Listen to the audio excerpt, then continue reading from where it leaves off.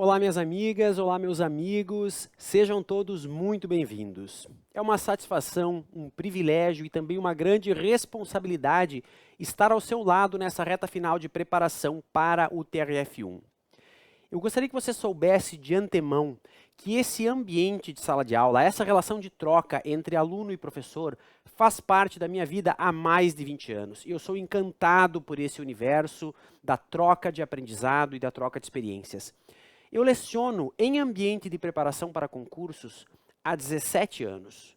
Muito antes, portanto, de eu tomar posse como juiz federal, eu já tinha trânsito por esse ambiente de sala de aula e venho desenvolvendo a minha perspectiva sobre as estratégias recomendadas para um candidato de concurso e sobre a didática mais adequada para o aprendizado de um candidato de concurso. Então, conte com esse compromisso de minha parte e com esse zelo pelo seu tempo e pelo seu momento pessoal de vida. Porque, vamos lá, você já entendeu, eu vou trabalhar direito tributário com você nesta carga horária. Porém, o que nós vamos ter aqui vai muito além de uma exposição da matéria de direito tributário. Eu vou fazer parte da sua vida, eu vou fazer parte do seu sonho, da construção do seu projeto pessoal.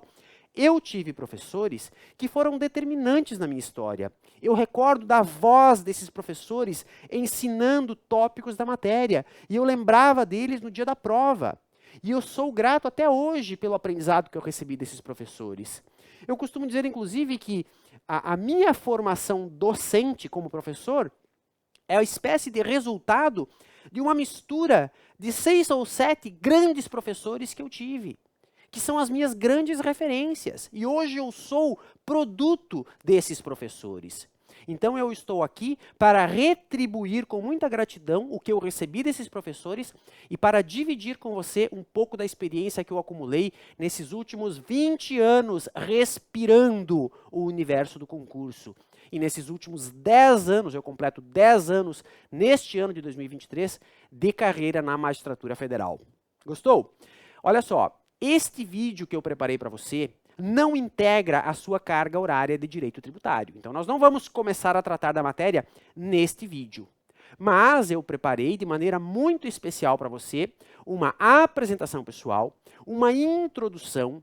Eu selecionei 1 ou 2 depoimentos importantes da minha vida de candidato para dividir com você, inclusive a minha história com o TRF1. Sim, eu tive um romance com o TRF1 e você vai conhecer se ele teve final feliz ou não, e o que eu aprendi disso.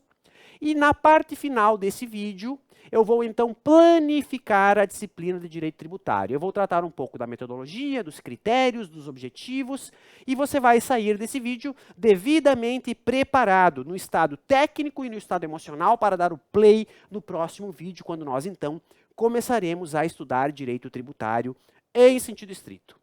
Gostou? Muito bem, então saiba que este é um vídeo bônus, não compromete a sua carga horária.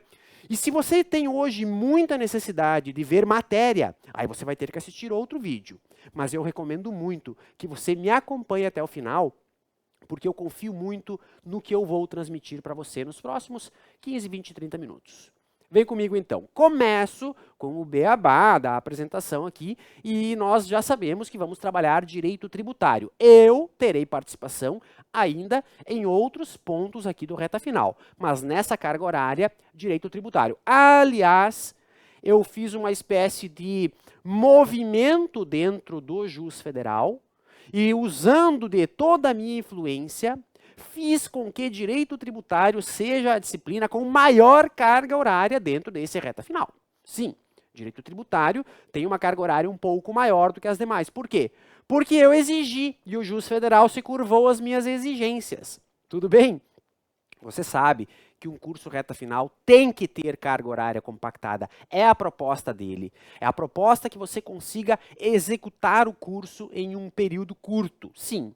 Mas um professor aqui e ali consegue extorquir 1 hora ou outra a mais, como eu fiz. Além disso, se você somar os minutos dos vídeos que eu vou gravar para você, você vai ver que tem ali 1 hora ou 2 de bônus sempre, tá? Fora este vídeo que é integralmente bônus para você. Espero que você curta. Vou agora fazer uma apresentação da minha atual experiência profissional. onde eu venho atuando, quais são as matérias, para você se aproximar um pouco da ideia da jurisdição federal também. Antes disso, um relato breve. Já atuei como assessor de juiz de direito, 4 anos e meio, quase 5 anos, como assessor de um magistrado em gabinete.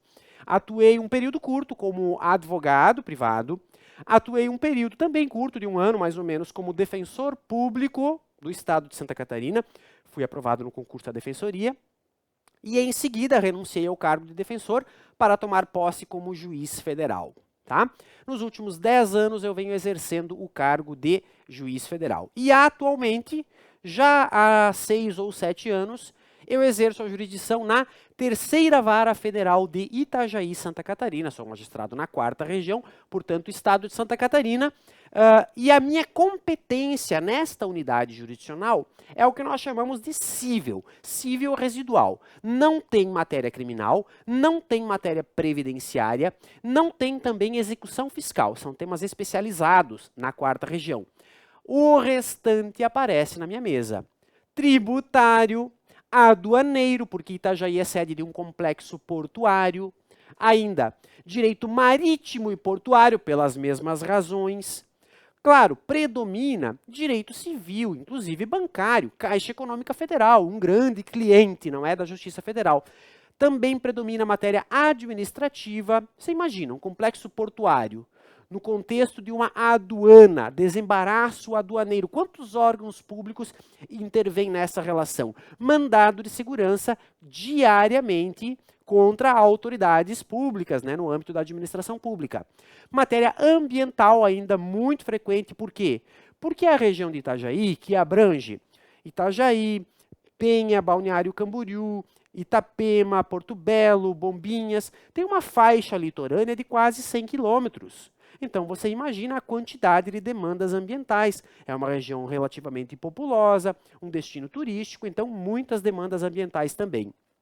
E ainda, direito internacional, seja na perspectiva do comércio exterior, próprio da relação aduaneira, seja na perspectiva da atuação, por exemplo, da Polícia Federal na emissão de passaportes ou dos temas típicos, né? Alimentos internacionais, subtração internacional de menores. Lembre-se que em Navegantes, ao lado de Itajaí, existe um aeroporto internacional. E ainda, essa região que eu narrei para vocês é cortada por quase 100 quilômetros de BR-101, rodovia federal. Ou seja, não há tédio aqui na nossa jurisdição. Você vai gostar muito se um dia tiver uma experiência semelhante nesse Brasilzão. Tudo bem? Legal. Então, nos últimos anos, exercendo a minha jurisdição nessa matéria. Agora, eu diria que um terço de tudo que vem na minha mesa é direito tributário. Por quê? No contexto, não é? Do desembaraço aduaneiro. Mas, de um modo geral, todos os tributos federais. Tem muita matéria tributária na jurisdição federal, numa vara com essas características. E eu pretendo dividir com você um pouco da minha experiência acumulada na matéria. Claro que, nessa nossa carga horária, eu não vou ficar relatando casos concretos. Se nós estivéssemos num curso de formação, depois que você é aprovado, você faz o curso de formação, aí eu traria experiências concretas. Aqui eu vou enfocar numa preparação própria para provas objetivas, ou seja, você precisa sair do nosso curso sabendo onde colocar o X lá no dia da prova, certo? Eventualmente, uma ou outra referência concreta, mas a nossa abordagem é teórica, jurisprudencial, questões de concurso e pinguinhos de doutrina, tá bem? Vamos prosseguir. Eu vou agora trazer para você alguns relatos pessoais na minha caminhada de candidato. Eu prestei dezenas de concursos ao longo de 10 anos. Eu me graduei em 2004, tomei posse em 2013, foram 10 anos de caminhada como candidato. E eu prestei muitos concursos. Hoje, olhando em retrospectiva, eu até acho que exagerei na conta de provas prestadas. Foi a forma que eu encontrei para sobreviver, paciência. Você pode ou não fazer o mesmo volume. Eu prestei 77 concursos ao longo de 10 anos. Talvez a metade disso teria sido suficiente para fins de experiência. Mas eu prestei muitas provas precocemente, sem estar devidamente orientado, amparado. Enfim, eu fui prestando, fui absorvido naquele turbilhão, foi assim que aconteceu para mim. Mas eu vou me concentrar em transmitir para você as experiências que eu obtive nos últimos 3, 4, 5 anos. Porque ali sim eu aprendi com mais critério como estudar, como não estudar, o que fazer, o que não fazer. E vou relatar para você, em especial, a minha passagem pelo concurso do TRF1. Veja bem, não é a minha passagem pelo TRF1. Então você já viu que o meu romance teve um final de coração partido. É verdade. Vamos lá. Eu prestei o concurso de 2011-12. Eu havia prestado um anterior também, mas o de 2011-12 eu passei na objetiva. Veja bem, se eu tomei posse como juiz federal no final de 2013, lá em 2011 eu já estava próximo, né? Eu estava maduro, eu estava competitivo. Eu era um desses casca-grossa aí nos dias de prova, desses caras que chegam lá no meio do formigueiro e atropelam a multidão, porque eu já havia feito 50, 60 provas. E eu fui lá e passei na prova objetiva no TRF1. Prestei a prova em BH. Alô, minha BH. Agora TRF6, não é? Mas na época era TRF1. Como eu passei na preambular objetiva, fui para a segunda fase. Me hospedei de novo em BH e fiquei lá então 4, 5 dias, porque eram 3 dias de prova. Prestei a discursiva teórica e mandei muito bem. Aliás, tive um desempenho excepcional na discursiva teórica. Fui para casa já sabendo que tinha guardado aquele gol nas redes, que não tinha erro a minha prova discursiva teórica. Mas eu estava um pouco preocupado com a sentença criminal, que eu acreditava que era uma prova apenas suficiente para passar. Foi desafiadora a gestão do tempo, mas eu enfrentei a prova com critério e estava confiante que eu tinha feito uma prova suficiente para passar em matéria penal. E na sentença civil eu estava muito confiante, eu tinha feito uma sentença assim inspirada, encaixei a matéria e consegui produzir uma sentença realmente assim com conteúdo. E aí o que aconteceu? Fiquei aguardando o resultado, não é? Aguardei o resultado dessas provas. E como eu já tinha alguma experiência, e como eu já dava aula há bastante tempo, eu não tinha medo da prova oral. Nunca tive, na verdade, medo de prova oral. Eu fiz 5 provas orais na minha vida e passei nas 5. 5 concursos eu finalizei com provas orais, guardei todas. Por quê? Porque a prova oral não tem muito a ver com direito, tem a ver com postura, inteligência emocional, equilíbrio. Depois a gente conversa sobre isso em outro momento. Vamos lá. O que aconteceu? Enquanto eu aguardava os resultados das provas escritas, eu estava prestando outras provas e me preparando para a prova oral já, e já estava começando a sonhar com os destinos da primeira região. Eu tenho relações pessoais com o estado de Mato Grosso, com o Pará, com o Piauí, com o Ceará, com o Goiás, com o Distrito Federal. Eu já estava começando a olhar para as cidades. Eu pensei, vou lá para Rio Verde, no Goiás. Ou vou para onde? Rondonópolis seria um sonho no Mato Grosso. Ou, sei lá, as cidades do Mato Grosso que eu mais frequento, Nova Mutum, Lucas do Rio Verde, Sorriso, Sinop. Eu sei que nem todas são sede de subseção federal, mas eu já estava olhando para os lugares para onde eu iria. E veio o resultado. Quando veio o resultado da prova discursiva teórica, o primeiro dia, eu comemorei. Olha só a minha nota. 8,15. Prova 2, discursiva teórica, 8,15. Eu sei que está pequenininho, mas eu trouxe só para ilustrar para você. Note aqui, olha só, até 0,45, tirei 0,45. Mesma coisa na segunda. Depois, nessa aqui, tirei 0,35. Olha o item 3,6, utilização do idioma e capacidade de exposição, nota máxima, 0,25. Mesma coisa aqui na questão 4, essa era a questão 3, né? Eu peguei um retrato aqui da minha prova para trazer para você a nota. Consequentemente, eu fui habilitado a ter corrigidas as minhas provas de sentença. E então, num determinado dia, foi publicado o edital com as notas das sentenças. Na prova criminal, realmente, a minha prova foi apenas suficiente, mas foi suficiente. Eu tirei na prova de sentença penal uma nota de 6,02. Passei raspando. E já vou mostrar aqui para você o espelho daquela prova. Agora, a sentença civil foi a minha grande surpresa. Eu cometi um erro. Eu não digo um único erro, mas eu cometi um erro importante. E esse erro me custou muito caro. A vida me cobrou caro por um errinho deste tamanho. Olha o que aconteceu. Sentença penal 6,02, sentença civil 5,54. Primeira região, juiz federal, 14º concurso lá em 2011 e 12. O que aconteceu na sua sentença civil, professor Charles? Aconteceu o seguinte. Havia, no caso proposto, uma preliminar alegando a ilegitimidade passiva de um município que estava envolvido no problema proposto. Tinha um município, além da União, tinha um município. E tinha uma preliminar de ilegitimidade desse município. Eu analisei aquela preliminar e concluí por rejeitar a preliminar de ilegitimidade, mantendo o município na relação. Então eu errei a preliminar e, consequentemente, não pontuei naquela parte do espelho de correção. Então valia 0,20 na preliminar e eu zerei a preliminar, porque eu errei, eu devia ter acolhido a preliminar e eu rejeitei a preliminar. Ok, até aí tudo bem, 0,20.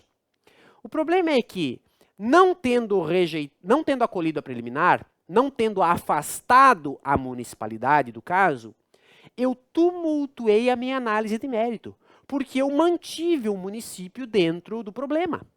E eu dediquei parte da análise de mérito ao município. E lá na prova, o limite era de 8 folhas. Então, você comprometer ali um miolo da fundamentação que tem 4, 5 folhas, é um comprometimento considerável. Consequentemente, eu tive desconto de nota também no enfrentamento do mérito, por ter mantido o município lá dentro. Mas não parou aí, porque desgraça pouca é bobagem. Quando eu fui para o dispositivo, adivinha quem estava lá? O município de novo, porque na minha análise, como eu tinha mantido ele no problema, ele pertencia aos comandos de mérito. Então eu errei também o dispositivo por ter mantido o município dentro da apreciação de mérito, quando eu deveria apenas lá no dispositivo ter dito acolha preliminar, ilegítimo o município. Veja bem, eu fui punido, né, dentro da correção da prova 3 vezes por um único erro. E isso me tomou um ponto inteiro. Então eu teria tirado 7, talvez, se eu não tivesse cometido aquele erro na preliminar. Eu recorri, alegando esse bis in idem, né, essa punição em cascata por um único erro. Eu disse, já fui punido na preliminar. Desconsidere o município aqui no mérito, desconsidere o município lá no dispositivo. Mas o tribunal, a banca que corrigiu o meu recurso, julgou o meu recurso de 10 páginas com uma palavra: indefiro. Tive que me curvar àquilo. Foi uma bomba na minha cabeça essa reprovação. Porque eu tinha feito uma prova boa, eu acreditava estar merecendo a aprovação, eu me senti extremamente injustiçado. Eu estava evoluindo em outros concursos também na mesma época, e em questão de uma semana foram publicados todos os editais, e eu fui eliminado em todos. De um dia para o outro, com 8 anos de caminhada nos concursos, eu estava de novo na famosa estaca zero. Eu não tinha mais nenhum concurso aberto, nenhuma inscrição feita, nenhuma prova por vir, nenhum curso matriculado. A impressão que eu tinha é que eu estava no zero. E aquele momento, o meu mundo girou. Naquele momento, o meu mundo girou. Quem já ouviu outras histórias minhas, palestrinhas, lives que a gente conversa, e eu conto uma época em que eu desisti da desistência, foi exatamente nesse concurso do TRF1. Por quê? Porque diante da minha derrota neste resultado aqui, eu pensei em desistir.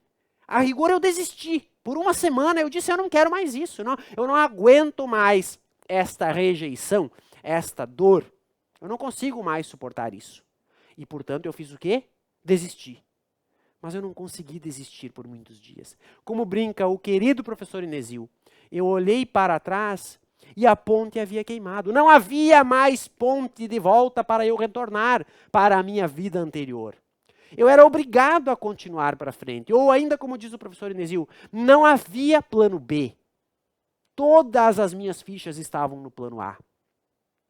E eu me resignei, juntei os caquinhos, busquei força e inspiração em sabe-se lá onde e prossegui.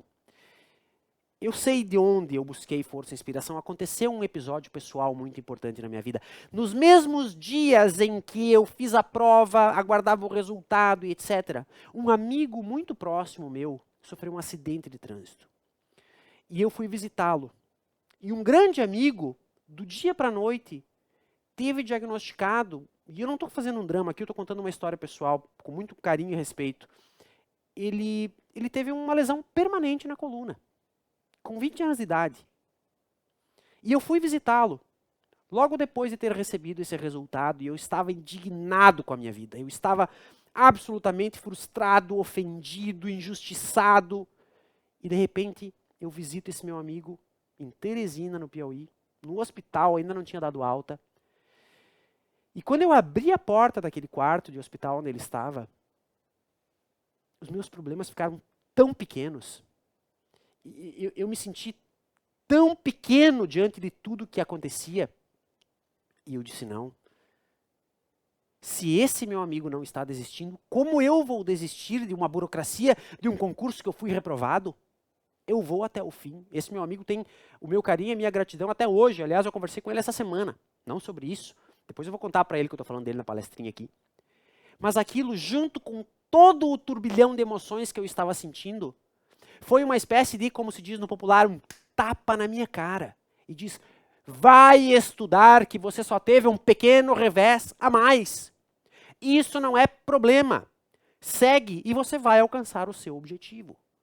Eu voltei para casa 2 dias, eu fiquei apenas em Teresina, voltei para casa com as minhas forças renovadas, baixei a cabeça e só levantei a cabeça de novo para tomar posse no meu cargo. Eu não estou aqui fazendo um teatro emotivo barato, não. Eu estou relatando um episódio da minha vida. Mas, para deixar você mais animado, eu trouxe o quê? Imagens das minhas provas. Olha que bonita a minha prova. Eu sei que não dá para ler. É só uma imagem. Olha só. Sentença cível, TRF1, folha 1 de 8. Lá naquela prova, exigia-se o relatório. Eu fiz até um cabeçalho. Olha, Justiça Federal, Seção de Goiás, Primeira Vara, Ação Popular. Vistos. Relatório. Tudo isso aqui é relatório, tá? Aí eu trouxe também a folha 2 para você. Folha 2, ó. Termina o relatório aqui, vieram os autos conclusos. Fundamentação 1.1 das preliminares. A primeira preliminar era de incompetência do juízo. Aí eu afastei, porque senão eu ia ter que terminar a minha prova ali, né? Afastei a preliminar. Não prospera a alegação de incompetência. O meu problema foi na segunda preliminar. Eu nem sei se eu trouxe, eu acho até que não. Não, eu só trouxe a folha número 8 agora, a parte final, olha só. Então, dispositivo e suposto, julgo improcedentes, etc e tal. Muito bem. Aqui está, então, a minha sentença cível. Apenas um resgate, né? Uma historinha aqui para você. Agora, olha só a imagem da penal. De novo, cabeçalho, relatório. Folha 2 da penal, termina o relatório, fundamentação. Preliminares, competência, tudo isso aqui, né? Afirma a competência deste juízo. Preliminar 2, 1.2, da regularidade processual, tá? Isso aqui é uma preliminar de ofício que eu fiz lá para afastar nulidades, etc. Veja bem, a minha prova era esteticamente bem apresentada. Eu sempre fui caprichoso neste aspecto da apresentação da prova, tá? Detalhe, aqui uma pequena experiência. Eu não recomendo hoje, mas eu fazia na época e nunca tive problemas. Eu eventualmente sublinhava algumas coisas que eu queria dar um destaque, assim, olha só, afirmo, né? Sublinhava. Hoje, olhando a vida com um pouco mais de cautela, nunca se sabe o que o examinador vai pensar, né? Sinais que identificam o candidato. Hoje eu não faria mais essa questão de sublinhar. Mas eu era criterioso com a apresentação visual das minhas provas. Charles, mas você tinha uma letra bonita, a minha não é. Eu não tinha uma letra bonita, eu fiz caligrafia para fins de prestar prova de concurso. A minha letra era cursiva horrível. E aí eu decidi converter a minha letra em letra de forma, num formato que fosse agradável aos olhos. Por quê? Porque lá na correção, o examinador está exausto de ver provas feias. Quando ele chega numa prova bonita, ele diz, ai, que prazeroso. Nem sei por que estou dando uma nota alta, mas vou dar uma nota alta para esse candidato, porque a prova está agradável. Charles, você rodou. É verdade, talvez não tenha funcionado bem só essa estratégia. Muito bem, eu acho que eu trouxe para você o ranking dos meus concursos, a minha experiência de concursos. Está aqui, olha só. juiz federal na 4ª região, juiz de direito no Rio Grande do Sul, juiz de direito no Mato Grosso do Sul, defensor Santa Catarina, defensor Mato Grosso, analista TRF4, analista execução de mandatos oficial de justiça TRF4 e analista jurídico TJ Santa Catarina. Charles, mas aqui tem 8, você disse que prestou 70 e poucos. Sim, nesses 8 eu fui aprovado. Em todos esses 8 eu cheguei ao final do concurso, conquistei a vaga, tanto que eu tomei posse como defensor de Santa Catarina e depois renunciei à posse na magistratura no Mato Grosso do Sul e do Rio Grande do Sul. E aqui tem uma história legal desse concurso de analista do TJSC. Sabe o que aconteceu? Eu fui aprovado no concurso lá em 2009, mais ou menos. Mas não fui chamado de imediato porque fiquei no cadastro ali, né, na espera.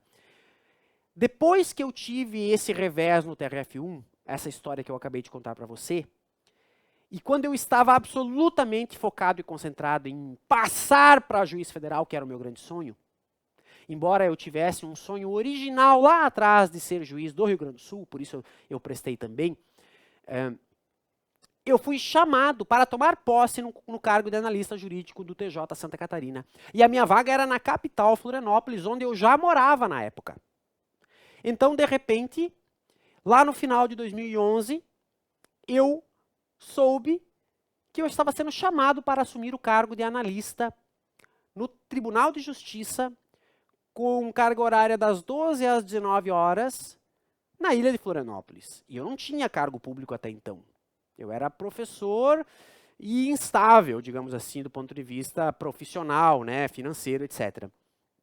Freelancer, muito bem. Tomei uma das decisões mais difíceis da minha vida. Renunciei a esse cargo. Eu tinha tanta clareza, tanta convicção de que eu seria aprovado no concurso que eu queria.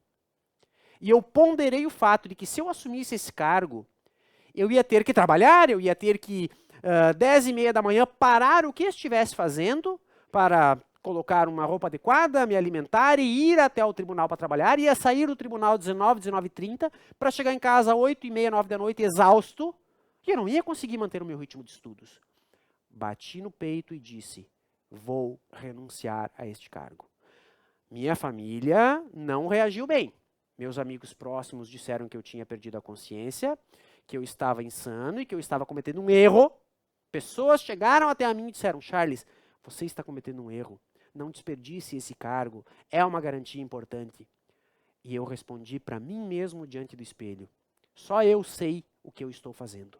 Só eu conheço a seriedade do meu projeto. Só eu sei a profundidade das raízes que eu já semeei nesse projeto. E eu vou passar. E eu não vou assumir esse cargo, porque se eu assumir, eu vou tumultuar o meu sistema de estudos, que está na melhor época ever. E eu decidi daquela maneira, renunciei ao cargo e 1 ano e pouquinho depois, 14, 15 meses depois, aí eu tomei posse como defensor público em Santa Catarina. Este cargo eu não consegui recusar, renunciar, porque era o primeiro concurso da carreira da instituição. Eu fui o 7º da lista de antiguidade do órgão, tomando posse em Florianópolis.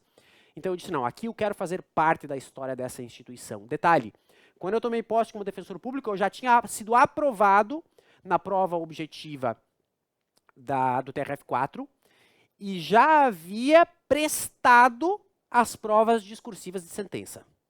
Então, faltava só a prova oral. E aí, o tempo que eu fiquei na defensoria foi o tempo que levou para o concurso do TRF4 se desenrolar. Foi um período aí inferior a 1 ano até eu tomar posse no TRF4.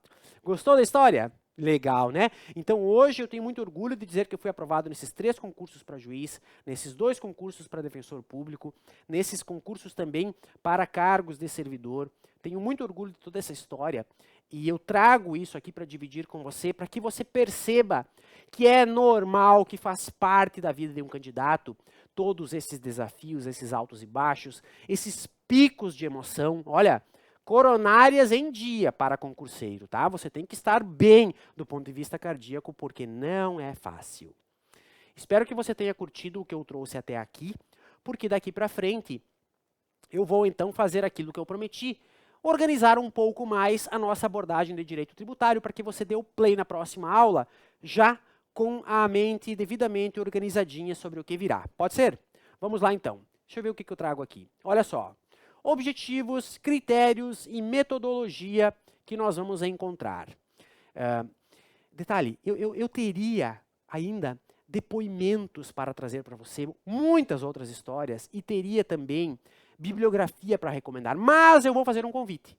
Vamos levar este diálogo para os comentários aqui da aula. Poxa, aqui dentro da área do aluno, que você está logado agora, abaixo de cada vídeo tem uma caixinha de comentários. Eu sempre acompanho os comentários dos alunos. Então, faça o seu comentário sobre essa aulinha de introdução, se você gostou do depoimento, e deixe ali as suas perguntas, seja sobre bibliografia, seja sobre alguma situação especial que você está vivendo. É público, né? Todo mundo vai ver, dos alunos do curso. Mas a gente pode conversar por ali, tá? Eu aguardo, então, os seus comentários ali na área do aluno, debaixo de cada videozinho, inclusive ao final dos vídeos das aulas de tributário. Eu quero que você diga, professor, gostei, não gostei, entendi, não entendi, quero isso, quero aquilo. Combinados? Eu vou tentar lembrar você sempre disso ao final de cada aula. Terminou a aula? Vai lá e deixa o seu comentáriozinho. O professor vai curtir, tá? Muito bem. Objetivos. Dentro dessa reta final de tributário, a nossa proposta compactada é trazer uma visão geral da matéria com destaques. Um panorama com highlights, com os devidos grifos, naquilo que, na nossa experiência, o concurso cobra mais. Ainda, os principais institutos de direito tributário, nós vamos sistematizar para você. Princípios, imunidades, né, crédito tributário, decadência, prescrição, etc. Nós vamos abordar os principais institutos e vamos sistematizar. Além disso, eu quero que você assimile por amor o seguinte: este não é um curso de formação. Esse é um curso de informação. Informo o quê? Informo o quê? É um curso quase telegráfico. Não há tempo para nós pesquisarmos a origem histórica de tudo e fazermos grandes análises científicas, acadêmicas. Não, não é essa a proposta. É um curso informativo que tenta, com o máximo de eficiência possível, entregar para você um volume de informações úteis para a prova preambular objetiva, inspirada no histórico do TRF1, mas, especialmente, na influência da banca que vai realizar o concurso. Por isso, nós temos como uma metodologia dentro da aula, falo aqui mais pelas minhas aulas, embora eu saiba que os outros professores têm alguns critérios semelhantes, tá? Mas cada professor tem a sua didática. Aprenda a conviver com isso na sua caminhada de estudante.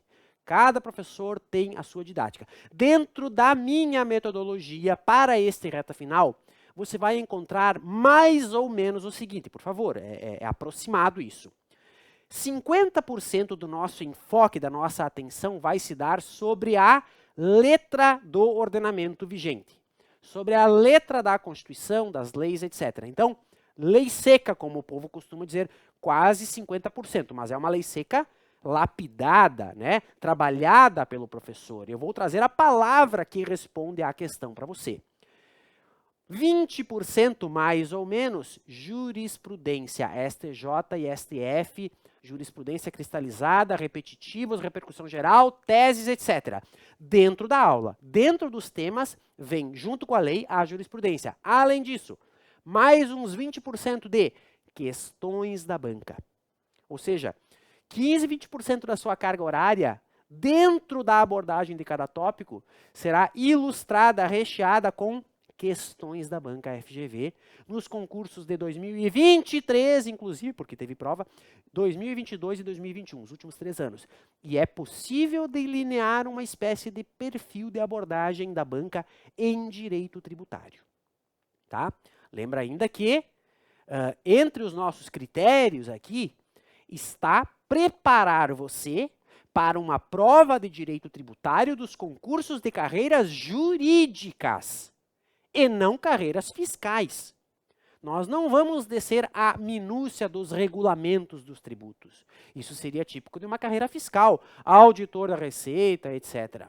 Tá? Nós vamos nos preparar para carreiras jurídicas, inspirados nas provas dos concursos de magistratura e procuradorias, principalmente. Tá? Muito bem, estamos indo muito bem.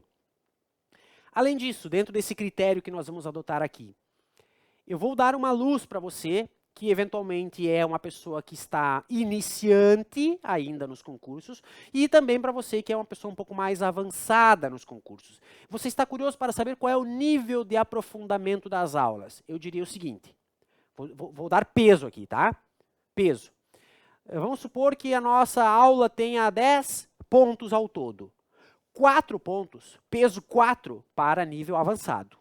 4 pontos, peso 4 para nível intermediário. E 2 pontos para nível iniciante. Então a nossa aula ela não é para um completo iniciante. O completo iniciante vai ter momentos que vai ser rebocado, ele vai ser arrastado para frente e vai ter que superar. A nossa aula ela está voltada predominantemente para alguém em nível intermediário de tributário com pontos avançados da matéria. Por quê? Você vai prestar uma prova para juiz federal, você não vai prestar uma prova ali para técnico lá do tribunal, né, que seria mais a letrinha ali, não. Então, nível intermediário e avançado predomina. Porém, é óbvio, temos experiência e eu gosto de lembrar que eu já fui professor por muitos anos para cargos de apoio, analista e técnico, portanto, tenho alguma experiência em ensinar para pessoas mais iniciantes e isso faz parte da minha formação docente. Então, eu tento ser o mais didático possível, mesmo quando eu tenho que abordar um assunto mais avançado. Você que é mais iniciante, conte com o meu apoio para não ficar perdido. E você que é mais avançado, saiba que você está na minha grande prioridade nesta reta final. Tá bem? Muito bem. Sobre o programa, sobre a carga horária do curso, eu disse antes, né, uma das maiores cargas horárias, acho que é a maior carga horária mesmo aqui no reta final, nós teremos 16 horas de direito tributário. A maioria das matérias vai ter 8, 10, 12, nós vamos ter 16 horas. Por quê? Porque eu exigi, e aqui eu exijo, e é assim que funciona. Vamos lá, detalhe, eu fiz questão de diversificar a abordagem, e convidei, foi a meu convite, que o professor Matheus Pontalti aceitou participar, dividir a matéria comigo. O professor Pontalti vai responder por 50% dessa carga horária de 16 horas. Vai dar 8 horas de aula para você. Eu começarei. Então, se você der o play no próximo vídeo, você vai encontrar a mim. E eu vou fazer uma introdução, depois eu vou falar sobre os princípios tributários, e em seguida virá o professor Matheus para falar de imunidades, depois vai para a norma geral em matéria tributária, e lá ele se expande por um tempo. Então, a parte do CTN+, com o professor Matheus. E ao final, nós teremos uma participação especialíssima de um dos professores que eu falei que fazem parte das minhas referências pessoais como professor. Professor Alexandre Rossato, juiz federal da 4ª Região há 20 e tantos anos. Eu digo que o professor Rossato é o próximo desembargador, está ali para ser promovido, talvez ainda neste ano de 2023, então vamos aproveitar enquanto eu posso chamar ele de colega, porque daqui a pouco é doutor Rossato, Vossa Excelência Desembargador. Brincadeirinha, não é? Rossato é um grande amigo, foi meu professor há 10, 12, 15 anos atrás, e é com muita honra que eu o recebo dentro deste grupo de professores que vai trabalhar tributário com você. E eu ainda estou buscando eventuais participações especiais.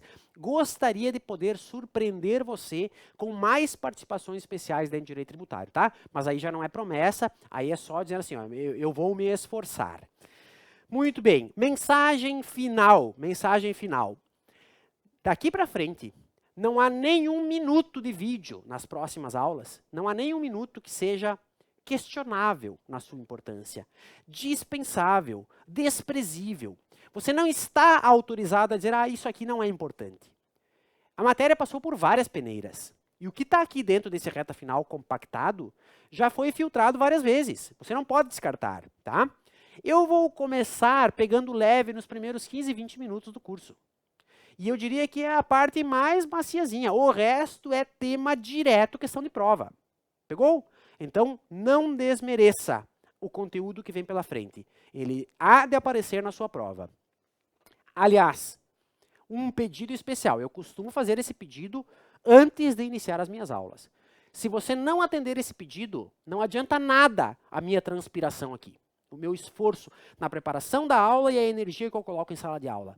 O meu pedido é, quando você estiver vendo comigo, ou com o professor Pontalti, ou com o professor Rossato, quando você estiver vendo um determinado ponto da matéria, princípio tributário da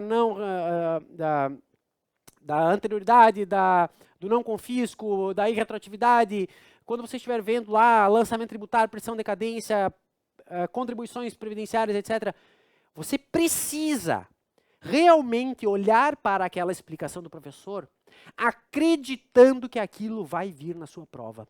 Você precisa receber a explicação do professor dizendo, este é o ponto que vai responder a minha questão. Você precisa receber a informação do professor dizendo, esta informação vai fazer com que eu passe no concurso, porque vai aparecer lá na minha prova, na questão número 64, e eu vou acertar a partir dessa aula.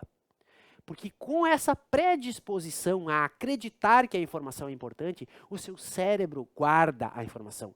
Agora, se você assistir com aquela cara assim, ó, né, passivo, já sinalizando para o seu cérebro desinteresse e desimportância, você acha que o seu cérebro vai guardar aquilo? Não. Então eu quero que você assista a aula de modo ativo, com protagonismo, acreditando que o professor selecionou aquele ponto porque aquele ponto vai cair na sua prova, tá? E, em muitos casos, aquilo vai se confirmar na sua prova. Nós fizemos o reta final para o TRF4, foi um escândalo a quantidade de questões que apareceram na prova e que tinham sido expressamente referidas no TRF4.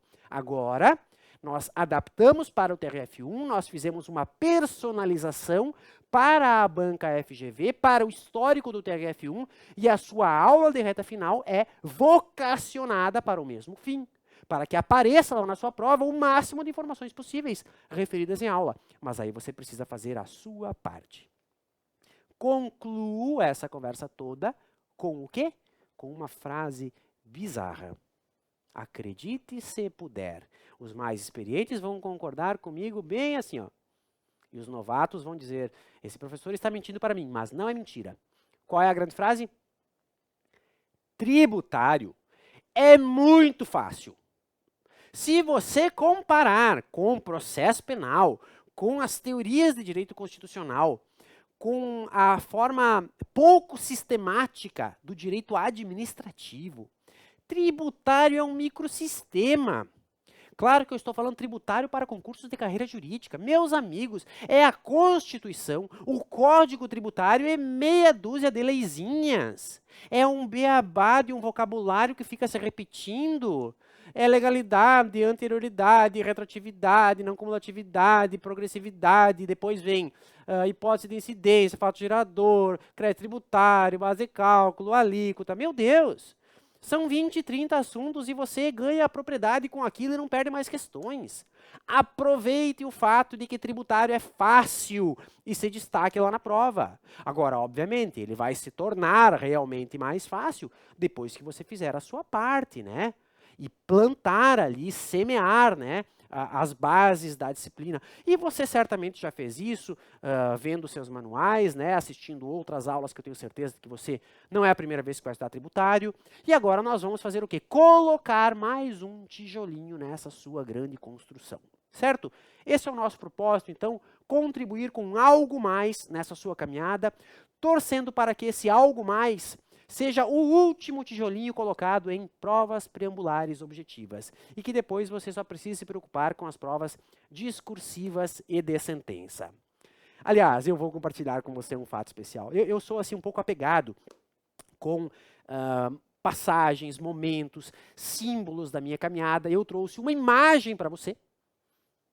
A imagem da minha posse, essa é a minha mãozinha, com a minha funcional que eu recebi. E eu, aqui, alguns vão achar piegas o que eu vou dizer, mas eu vou dizer. Para esta gravação de hoje, eu fiz um algo especial para trazer para você a energia deste dia. Eu estou, neste momento, vestindo o paletó com que eu tomei posse 10 anos atrás. Eu quase nem uso ele mais, ele já está meio passadinho. Mas hoje eu decidi usá-lo nessa palestrinha inaugural, para que você então receba materialmente a energia da posse no seu cargo. É verdade, a camisa se acabou porque eu fiz umas 1000 audiências com ela, já dispensei, e a gravata eu dei de presente para um aluno, a gravata com que eu tomei posse. Mas esse é o paletó com que eu tomei posse, e eu queria que você soubesse que eu fiz isso com um pequeno gesto de carinho para que você se sinta animado, empolgado, acolhido, prestigiado e motivado a dar o play no próximo vídeo, que se não aparecer hoje, vai aparecer amanhã, porque eu vou entregar em breve. Eu estou gravando essa aula aqui em 6 de fevereiro, ela vai ser disponibilizada em 8 de fevereiro, e as aulas de fato da matéria devem entrar aí 10, 12 de fevereiro, então você está em vias de receber os vídeos de Direito Tributário. Espero que você tenha curtido esta pequena introdução que eu fiz. Deixe o seu comentáriozinho aqui abaixo do vídeo, porque eu vou gostar de receber, de ouvir as suas considerações. E a partir das próximas aulas, faça a sua interação, deixe as suas perguntas, as suas considerações, eventualmente os seus elogios, ali para eu poder ter acesso e eu vou responder, tá bem? Um grande abraço a todos, bons estudos nessa reta final, você está em muito boas mãos, você não está sozinho nessa caminhada. Conte conosco. Até mais!